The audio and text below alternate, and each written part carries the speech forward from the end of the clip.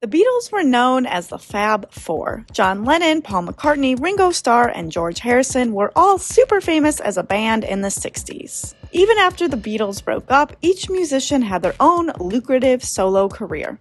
Of course, Beatlemaniacs each had their favorites, and that included the bandmates themselves. Starr was a guest on the Broken Record with Rick Rubin podcast on September 21st, 2021. He was promoting his EP, Change the World, his second of that year after Zoom In. Of course, Rubin couldn't help but ask about the Beatles, and Starr came up with this juicy tidbit about rooming with McCartney. Being in the Beatles together meant more than just playing together. Lennon and McCartney were a prolific songwriting duo. They also spent lots of time together on the road. McCartney even shared that when their car broke down, the four huddled in a Beatles sandwich to keep warm.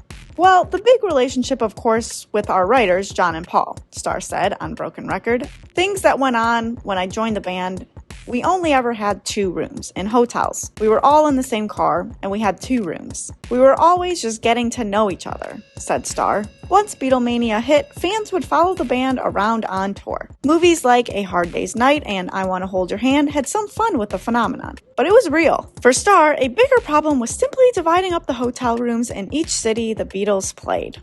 Anyway, Paul was the only one who'd sleep with me, Starr said. The others would say, oh, we don't know if he farts or whatever. Anyway, so Paul kept it together, said Starr. After the Beatles broke up, there was lots of blame passed around. So many fans blamed Lennon's wife, Yoko Ono, for coming between the Beatles, that Yoko became a joke about any band breaking up. Still, others blamed McCartney for being more of a taskmaster. The recent docuseries, The Beatles Get Back, cleared up some of that, including for McCartney himself. Starr shares some of the more practical concerns between 4 young men spending a decade together. It sounds like Starr and McCartney were just fine to be permanent roommates, but Lennon and Harrison never even gave him a chance. The Beatles ultimately stopped touring after 1966 and let the albums speak for themselves.